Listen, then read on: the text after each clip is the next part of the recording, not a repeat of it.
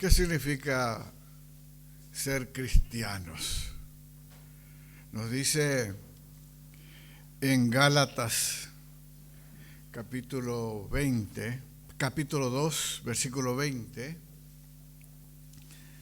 con Cristo estoy juntamente crucificado, y ya no vivo yo, mas vive Cristo en mí. Y lo que ahora vivo en la carne, lo vivo en la fe del Hijo de Dios, el cual me amó y se entregó a sí mismo por mí. Ser cristiano no es agarrar una religión, no es formar parte de un rito. Ser cristiano es reconocerme pecador, como habíamos dicho en una predicación anterior. Yo soy herida, hinchazón y podrida llaga. Herida, hinchazón y podrida llaga. Y no quiero recordar las palabras que usan en Sofonías, capítulo 2, en Jeremías, heces, sentados sobre nuestras heces, viviendo sobre nuestras heces. Si yo no reconozco eso, nunca voy a poder tener a Cristo como mi Señor y mi Salvador. Yo tengo que reconocerme pecador, el más vil de los pecadores, sin culpar a nadie. No se olviden ustedes que Eva pecó primero, pero la Biblia dice Adán pecó primero, ¿verdad? Está la responsabilidad sacerdotal de Adán, pero está igualmente el hecho de que aunque yo tenga todo en contra mía, Dios siempre me da una oportunidad de decir no al pecado. Y cuando yo digo sí al pecado, yo soy totalmente responsable. Y yo tengo que reconocer que siempre pude haber dicho no al pecado. Nacemos pecadores, somos pecadores. Creer en Cristo entonces es subirme a la cruz con Cristo. Yo no puedo decir que soy cristiano y ahí Cristo está muriendo por mí y yo mirando como un espectador. No, yo espiritualmente muero con Él porque Él está en mi lugar. Muero con Él, ya no vivo yo, vive Cristo en mí. Parece un verso, pero para Dios no es un verso. Y el verdadero creyente muere con Cristo y vivimos allí. Ahora, ¿qué pasa? Está el príncipe de este mundo. Y el príncipe de este mundo constantemente, no seas sonso, bájate de ahí. La vida es corta, hay que disfrutarla. El infierno es eterno, ¿verdad?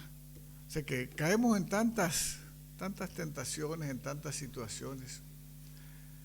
Sabemos que Dios nos da la misericordia. El que confiesa y se aparta encuentra la salvación, encuentra el perdón de Dios. Qué lindo, ¿verdad? Pero ¿por qué caernos? ¿Por qué apartarnos? Las consecuencias quedan. Las consecuencias quedan. Entonces, lo ideal es que permanezcamos allí y no recibir el convite, no, pero con que Dios os dijo, como pasó hablando de la primera tentación, la caída, ¿verdad? Con que Dios os dijo, y no, bajate y disfrutar de la vida. Vos podés, sos una persona muy capaz, muy intelectual, ¿qué vas a hacer? Bajate, disfrutá, bajate, sé famoso, sé famosa. Llenate de dinero, tantas cosas, ¿verdad?, que este mundo nos ofrece y que nos va ganando y nos bajamos de la cruz. Hoy yo quiero compartir con ustedes de la época de los jueces. Los jueces pertenecen a una época en que ya la rebeldía estaba metida en Israel. Tenían la ley. Ya pasó toda aquella época de Moisés, de Josué. Ya estaban en la tierra prometida y la rebeldía de ellos era muy evidente. Entonces Dios se apartaba de ellos, pero levantaba jueces que dirigían al pueblo,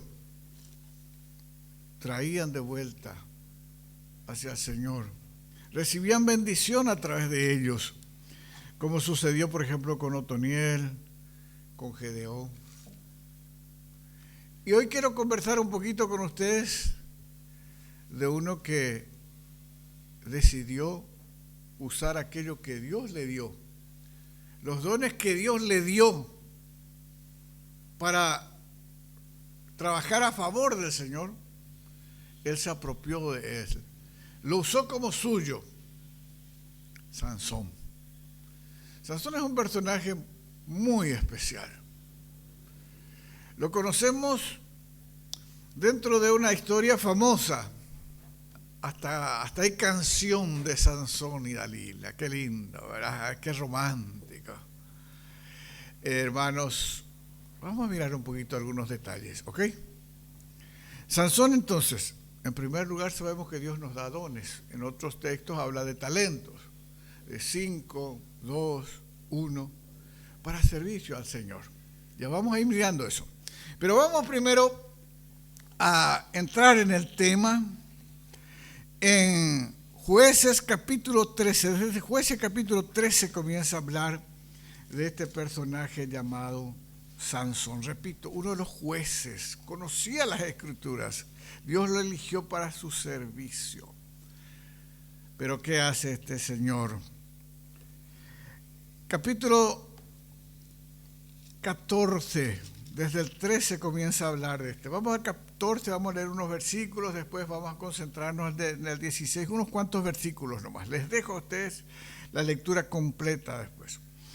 Descendió Sansón a Timnat y vio en Timnat a una mujer de las hijas de los filisteos. Yugo es igual, ¿verdad? Yugo es igual. Y subió y lo declaró a su padre y a su madre diciendo: yo he visto en Timnat una mujer de las hijas de los filisteos. Os ruego que me la toméis por mujer. Qué correcto que era dentro de las leyes, ¿verdad? Él no fue a pedir, a traer a la mujer, sino que se va y le pide a los padres, como decía la ley, ¿verdad? Esa es la ley. Un autoconvencimiento. Fácilmente nos autoconvencemos de que estamos haciendo bien las cosas. Versículo 3. Y su padre y su madre le dijeron: no hay mujer entre las hijas de tus hermanos, o sea que los israelitas, ni en todo nuestro pueblo, para que vayas tú a tomar mujer de los filisteos incircuncisos. Y Sansón respondió a su padre: tomadme esta por mujer, porque ella me agrada. Qué lindo su argumento, ¿verdad? Me agrada. Sabemos perfectamente los límites establecidos por Dios y sabemos que la caída del hombre fue yugo desigual. Hay mucha gente que le culpa a los ángeles que vinieron a tomar a mujeres y todo esto, ¿verdad? Sabemos perfectamente que esto no es correcto. Lo que pasó fue los hijos de Dios que tomaron a las hijas de los hombres. Los hijos de Dios, los creyentes, toman mujeres incrédulas, yugo desigual. Y ahí se pudrió todo, y viene el diluvio, porque, hermanos, yugo desigual. Conocemos otro, Balat y Balán. ¿Conocen Balat y Balán? Dios no le permitió a Balán que maldiga al pueblo. Entonces le dice en Números capítulo 24 a Balat: Benito, ya sé lo que vas a hacer, porque él quería la casa llena de oro. Eso pueden leerlo en el libro de Números, ¿verdad? Benito voy a decir, ¿y qué es lo que le dice? Mira, salí por el camino y que las mujeres moabitas le coqueteen a los israelitas y le tomen, y a ella yugo desigual. No hace falta que nadie maldiga. Yugo desigual es una maldición que va a llegar sobre la casa. Dios no puede bendecir. No puede bendecir. Entonces, acá no ve Sansón, no le interesa. Muy correcto, le pide a su papá, a su mamá, pero después dice: no, pero a mí me gusta. Esa es su razón. Esa es su razón. Y el resto de la historia nosotros lo encontramos en el capítulo 16 después. Conocemos, ¿verdad? Dios le dio a él el don de la fuerza, para que él con su fuerza derrote a los filisteos que oprimían al pueblo de Israel. Y entonces, ¿en qué radicaba su fuerza? En un simbolismo, el simbolismo de su cabello, porque la fuerza lo daba Dios, en el simbolismo de su cabello. 16-18, Dalila, la mujer filistea que él eligió para su compañera. Viendo Dalila que él le había descubierto todo su corazón, porque ella le impertinaba, y bueno, terminó él contándole en dónde radicaba la fuerza, envió a llamar a los principales de los filisteos, diciendo, estos principales le habían ofrecido mucha plata a ella, porque él, venid esta vez, porque él me ha descubierto todo su corazón. Y los principales de los filisteos vinieron allá trayendo en su mano el dinero, lo que ellos le habían prometido. Y ella hizo que él se durmiese sobre sus rodillas y llamó a un hombre, quien le rapó las 7 guadejas de su cabeza, y ella comenzó a afligirlo, pues su fuerza se apartó de él. Y le dijo, Sansón, los filisteos sobre ti. Y luego que despertó él de su sueño, se dijo, esta vez saldré como las otras y me escaparé. Y acá está una frase tan triste, hermanos. Sansón se despierta y dice, voy a escaparme como siempre, yo, la fuerza, a mí nadie me va a contener. ¿Qué dice la Escritura? Pero él no sabía que Jehová se había apartado de él. Como habíamos visto a primera hora, hay una plomada, ¿verdad? Dios tiene mucha paciencia. Los tiempos del Señor son perfectos. Dios le tuvo mucha paciencia a Sansón. Pero en un momento dado dijo, Dios, aquí terminó. Y se apartó de él. Pero ¿qué es lo triste? Que Sansón creía que él seguía bajo la gracia de Dios. Dios tenía misericordia. Dios nos tiene paciencia. Pero dice, yo les doy nomás algunas citas, hermanos, para ir ganando tiempo. Dice Dios en su palabra que nunca tendrá por inocente al culpable. Nunca tendrá por inocente al culpable.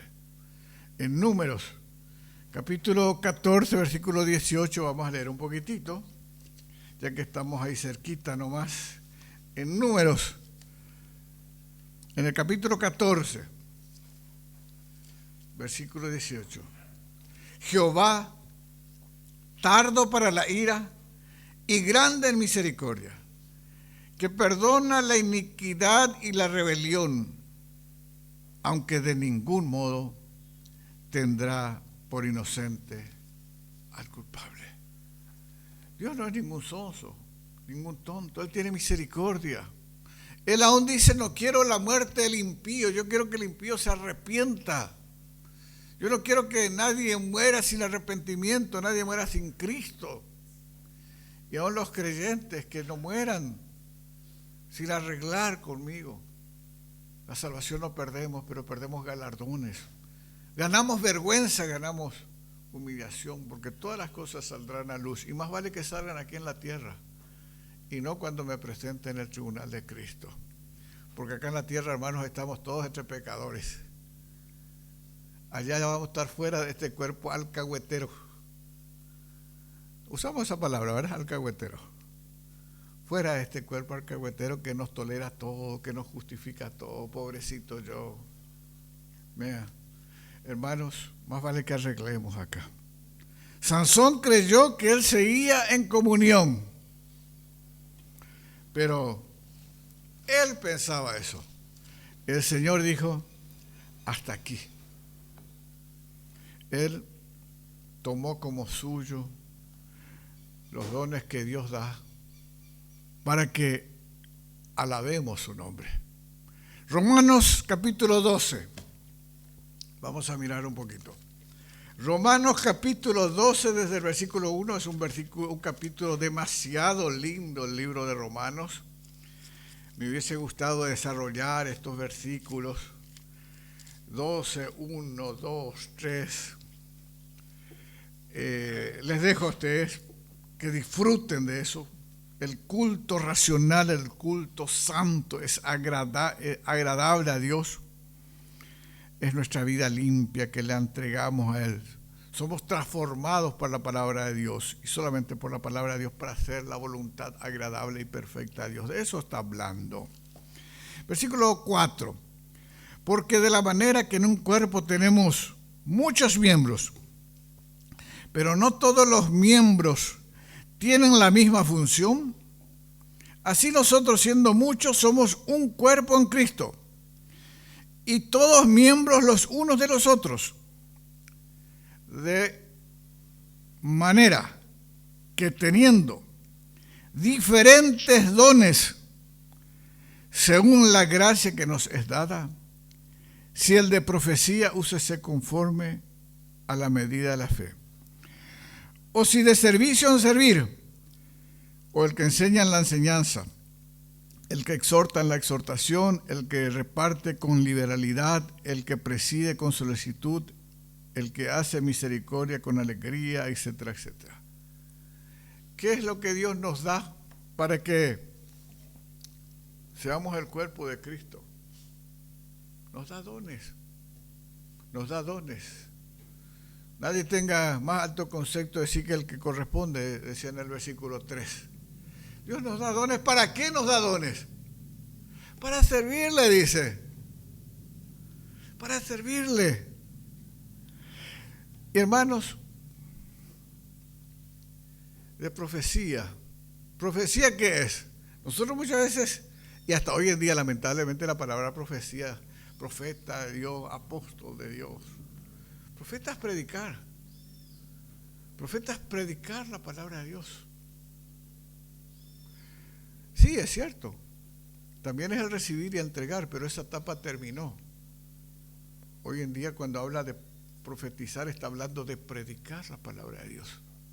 Y por ejemplo, hablando de dones, quiero poner como ejemplo un don que lo tenemos y que qué lindo que lo usamos para gloriar el nombre de Dios, para honrar el nombre de Dios. Muchas veces queremos ser conocidos. Dios nos dice a través del apóstol Pablo, como desconocidos, pero bien conocidos. Conocemos, ¿verdad?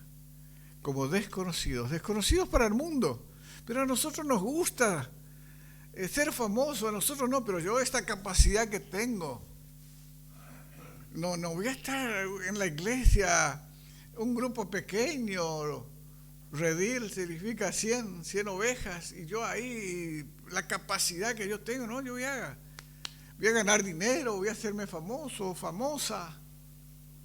Y sí, es cierto, Dios dice que yo debo trabajar, pero habla también de sustento y abrigo, y habla también de no amar al dinero. Hay un límite, porque los dones que Dios me da es para servirle al Señor. Fíjense, vamos a mirar un poquitito en el Salmo 141. Salmo 141. ¿Qué está diciendo el Salmo 141? Jehová, a ti he clamado, apresúrate a mí. Y yo creo que cada vez vamos a clamar más y cada vez vamos a pedirle más socorro al Señor. Porque el que no quiere, no ve. Pero Satanás ve perfectamente. Ustedes se dan cuenta, hermanos. Yo creo que meditando y todo esto, es demasiado evidente que la venida del Señor es inminente. Y Satanás sabe que tiene poco tiempo. No, pero el día y la hora nadie sabe, ni mi Padre que está en el cielo. Grandes cosas. Creo que no hace mucho les hice un pequeño comentario. Forma parte del desconocimiento, hermanos, porque en este texto que dice solamente mi Padre lo sabe, es en el libro de Marcos. El libro de Marcos está escrito para los romanos. Entonces Jesús se presenta como el siervo de Dios y el siervo no sabe lo que hace su amo. Por eso él dice que solo mi Padre. Falta de conocimiento. Pero hermanos, el día y la hora sí es cierto. No podemos decir ahora el 25 de mayo a las 3 de la tarde. O si queremos acercarnos más, ahora este 27 de abril a las 10 de la mañana, no podemos decir. El día y la hora no podemos decir. Pero hermanos, los tiempos son estos los tiempos. ¿Y qué es lo que pasa? Estamos distraídos en las cosas de este mundo. Y hasta parece ser que nuestras oraciones no llegan. Es para que maduremos más. Pero necesitamos. Entonces le decimos al Señor, apresúrate a mí, escucha mi voz cuando te invocare. Cuando te invocare. Versículo 2. Suba mi oración. Volví al Salmo 141. Versículo 2. Suba mi oración delante de ti como el incienso. La oración agradable a Dios. Rico olor. El don de mis manos como la ofrenda de la tarde. Yo le presento a Dios mi don. Yo le presento a Dios lo que Él me dio como la ofrenda de la tarde. Qué lindo, ¿verdad? Qué lindo entonces entender que corresponde a Dios y que yo le doy a Dios y que yo le entrego a Dios. No es para mí. Dios me dio para que yo le sirva con eso. El Salmo 139, creo que más de una vez hemos visto, hemos hablado. Ya que estamos ahí cerquita, damos un rápido repaso. Nos atrevemos a decirle a Dios, oh Jehová, tú me has examinado y conocido. Versículo 2. Tú has conocido mi sentarme y mi levantarme. Has entendido desde lejos mis pensamientos. Has escudriñado mi andar y mi reposo. Y todos mis caminos te son conocidos. Pues no está la palabra en mi lengua, y aquí, oh Jehová, tú lo sabes todo. Detrás y delante me rodeaste y sobre mí pusiste tu mano. Tal conocimiento es demasiado maravilloso para mí. ¿Nos atrevemos a orar de esta forma? ¿Nos atrevemos a decirle al Señor, tú conoces absolutamente todo de mí? ¿O estamos viviendo independiente de Él, como que Él no ve y es un sonso? Y como aquella figura que pintó aquel famoso, nos parece que es un viejito que está estirando ahí el dedo nomás, como si fuera que Dios puede ser guardado dentro de una imagen. ¿Cómo le vemos a Dios? Dios conoce nuestro pensamiento antes que nosotros le afirmemos.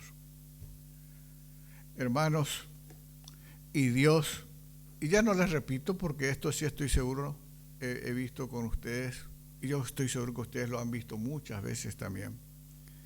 Dios preparó un manual. Sigan leyendo ustedes desde el versículo 13. Dios preparó un manual para crearnos a nosotros. Y ese manual es perfectamente consecuente con el motivo por el cual Dios creó al hombre, que es para señorear sobre su creación. Nosotros fuimos puestos como los señores sobre su creación. Lastimosamente nosotros le nombramos como nuestro Señor a Satanás porque le obedecimos. Y a partir de eso entonces Satanás es el príncipe de este mundo. Pero aún Dios en este tiempo hace un manual. Mi embrión vieron tus ojos y en tu libro estaban escritas aquellas cosas que fueron formadas sin faltar una de ellas. ¿Y qué es el libro? Un manual individual que hizo nosotros. Y eso hizo Dios. Y en ese manual puso los dones con los cuales nosotros tenemos que servirle a Él. Y hermanos, soy una persona inteligente, una persona capaz. ¿Para qué uso esa inteligencia? ¿Le ofrendo al Señor? ¿Uso lo que necesito para trabajar? Sí. ¿O ya no tengo tiempo? ¿Saben qué me pone muy triste? Hay mucha gente que dice, no, pastor, pero yo toda la hora escucho música. Pastor, yo toda la hora escucho predicaciones. Hermanos, estamos en la época de la iglesia de la Odisea. La época de la iglesia que Dios quiere vomitar de su boca. Tomemos la palabra de Dios. Tomemos la palabra de Dios y alimentémonos con la palabra de Dios, el fundamento, como se estuvo viendo a primera hora. No le tratemos a Dios como de rebote, porque no tengo tiempo. Que los pastores le dediquen mucho tiempo, pero yo no tengo tiempo, ¿ok? Dios te va a decir, tampoco tengo tiempo para vos. Y va a llegar un momento en que Dios te va a dar la espalda. Depende de cada uno de nosotros. Satanás nos va llamando, bájense de la cruz. ¿Por qué quieren estar en la cruz? Vengan acá, disfruten. Pero yo debo negarme constantemente a mí. ¿Por qué? Porque estamos en este cuerpo de naturaleza caída. Y este cuerpo de naturaleza caída va a querer lo fácil, va a querer la fama, va a querer el dinero. Y si yo puedo, ¿por qué no, verdad? Y entramos en la carrera de tener más y más y más. ¿Y el Señor? ¿Y el Señor? Dones para servir al Señor, para profetizar. ¿Y saben qué una cosa, hermanos? ¿Cómo podemos servir al Señor? Armar grupos. Están los que predican, los que hablan. La hermana estaba muy quebrantada por la ciudad, por el pueblo. Pero ustedes saben que hay otra forma de predicar. Están los evangelistas, los pastores que presentan las escrituras. Pero saben que hay otra forma muy hermosa que la Biblia misma lo llama predicar. Vamos a abrir un poquito en Primera Crónicas, capítulo 25. Primera Crónicas, capítulo 25, versículo 1.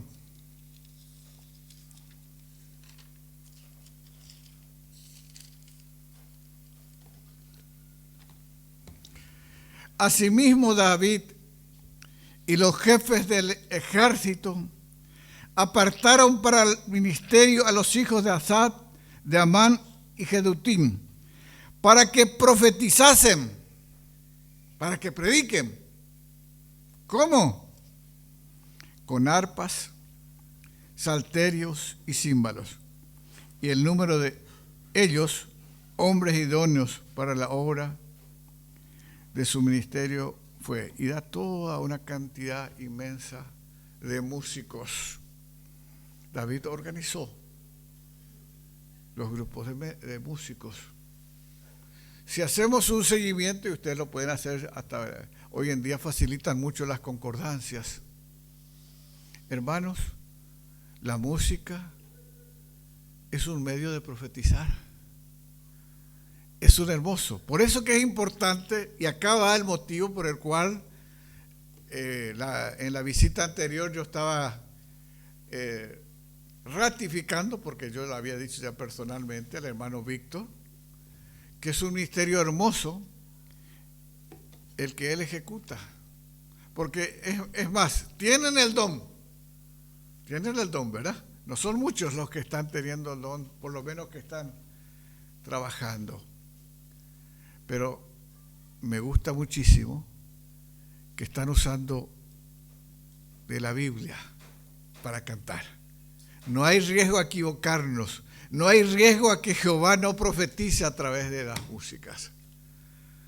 Porque no se trata del que habla mucho, se trata del que usa el fundamento, que es la palabra de Dios, ¿verdad? Y la palabra de Dios la podemos dar de una forma, como evangelista, como predicador, y la podemos predicar a través de la música, por decir música. El don de misericordia, el don de servicio. ¿Cuánto se necesita? ¿Cuánto se necesita? Podemos formar equipos y salir. Tuve una experiencia interesante hace ya un tiempo. Había sido invitado longe de aquí, ¿entienden, verdad? Lejos. Hasta ahí digo, ¿verdad? Me resultó muy interesante porque se armó toda una campaña evangelística. Estaban orando, no sé, 2, 3 meses antes. Llegó la noche, comenzó la campaña. Creo que hubo 2 visitas. La iglesia que trabajó estaban bajoneadas. Mucho trabajo y como que Satanás ató, no dejó que venga la gente. Terminó, nos sentamos y hermanos, les pregunté, ¿qué podemos hacer hasta ahora? Nada, pastor. Son las 11 de la noche, ¿qué vamos a hacer? Pero no hay nada. Los hospitales, no se puede. Lo único que hay en la plaza, los mendigos. ¿Y dónde queda la plaza? Nos fuimos a la plaza. Y más o menos 20 mendigos. Una señorita entre ellos. Y hermanos, yo creo que Dios nos usa, si queremos que nos use. Porque sucedió algo tan interesante. Nos acercamos, nos fuimos creo que 4, 5 o 6. Bueno, ustedes vayan a aquel grupo, nosotros vamos a este grupo. Y me acerco al grupo. Como predicador invitado, yo bien, con corbata, con saco. Y se acerca uno y me dice, ¿vienen para qué? Venimos a saludarles y a compartir con ustedes. ¿Y qué van a compartir? Me dicen. Y le miro yo y le dice, y ya vas a ver. Pero lo primero, un abrazo. Le dije, no sé ni de dónde a mí se me ocurrió decirle eso. Y le abracé a este señor. Y él no me largó más. No me largó más y me abrazaba ahí. No sé, pasó 1 minuto, lo que sea. Y sinceramente yo no puedo evitar de emocionarme. Porque era una persona que si uno iba a hacer caso por su aroma, no era de incienso, ¿verdad? Pero alguien le estaba abrazando. Y cuando yo, que cerré mis ojos de la emoción, abrí después mi ojo para mirar, todos dejaron todo allá de lejos y vinieron y formaron una fila, los 20, para que se les abrace. Hermanos, ¿cuánta gente que lo miramos con desprecio porque son mendigos, porque se drogan? No sé si me expreso, ¿verdad? ¿Cuánta gente? ¿Dónde misericordia? El que preside, que organiza, el que da, se necesita dinero. Y podemos trabajar, hermanos. Porque si creemos que Cristo nos lleva al cielo, que vamos al cielo, hermanos, tenemos que estar seguros que todas esas personas no van al cielo, están yendo al infierno. Y no tenemos que tomar como algo común. No debemos tomar como algo común. Por lo tanto, nuestros dones que tenemos, no podemos usarlo así chiquitito para cumplir los domingos, como si fuera que venir al culto es ser cristiano. Hermano, no es ser cristiano. ¿Me entienden? No es ser cristiano, venir al culto no es ser cristiano. Debemos venir para congregarnos, para estimularnos a las buenas obras, al amor, ¿verdad? Para alentarnos, sí. Pero ser cristiano es vivir la vida cristiana. Vivir el cristianismo, que Cristo de verdad se refleje en nosotros. Y es tan grande la misericordia de Dios. Hermanos, no sé qué nos puede atajar, pero permíteme un ejemplo.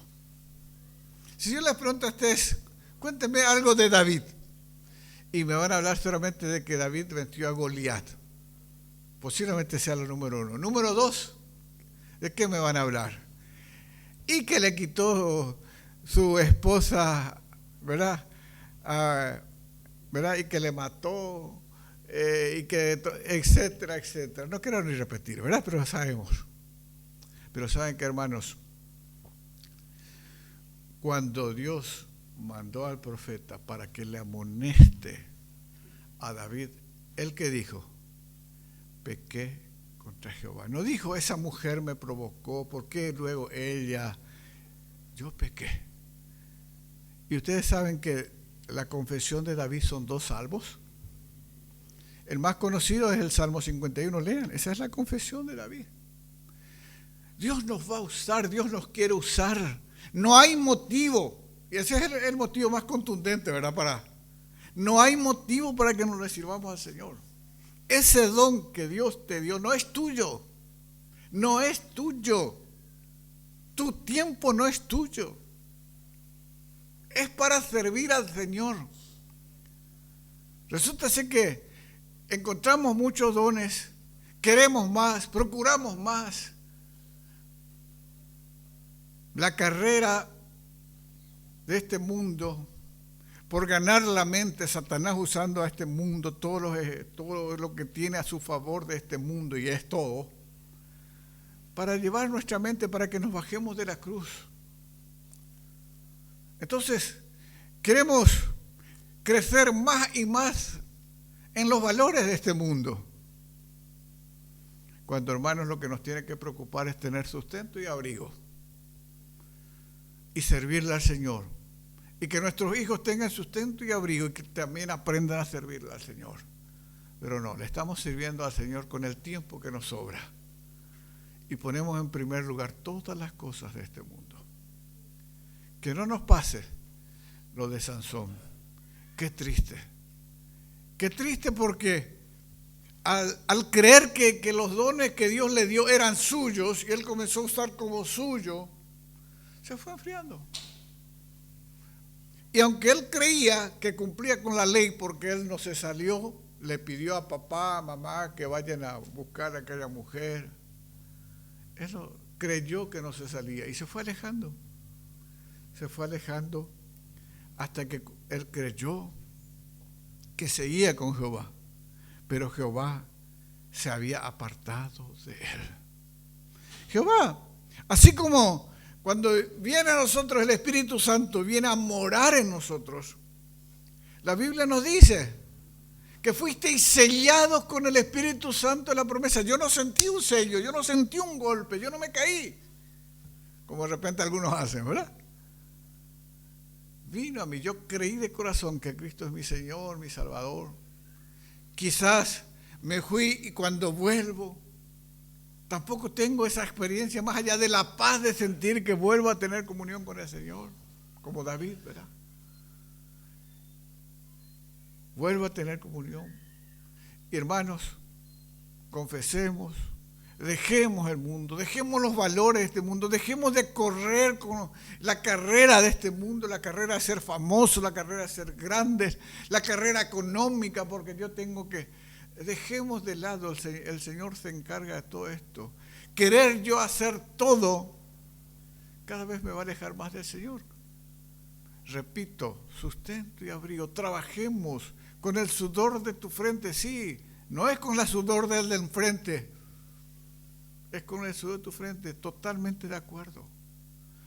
No estudiemos todo el tiempo, estudiemos sí, pero pongámosle siempre al Señor en primer lugar. ¿Me explico? Pongámosle y usemos nuestros dones para gloria de Dios, porque para eso el Señor nos ha dado. Guardándonos sí en santidad, sí, guardémonos en santidad. Tengamos temor a Jehová, respeto a Jehová. No nos alejemos ni un poquito. Mantengámonos en la cruz.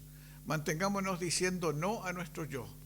Porque este cuerpo de naturaleza caída es mi enemigo número 1. El que piensa estar firme, mire que no caiga. Yo tengo que tener miedo de mí mismo. Y hay una sola forma de mantenerme firme. Y lo vimos a primera hora. Agarrados del pan de vida. Todos los días yo tengo que tomar la palabra de Dios. Todos los días yo tengo que deleitarme con la palabra de Dios. Todos los días yo tengo que alimentarme con la palabra de Dios. No es la predicación, ni el pastor Víctor. Ustedes saben que era el pastor Víctor, ¿verdad? No vayan a escuchar al pastor Víctor. Agarren la Biblia. Si quieren, como hace la iglesia de Berea cuando le escuchaba a Pablo, para verificar lo que Pablo predicó. ¿Conocen? La iglesia de Berea era la iglesia de ejemplo. La predicación nos guía, hermanos. nos enseña, nos marca, pero nosotros somos responsables de alimentarnos.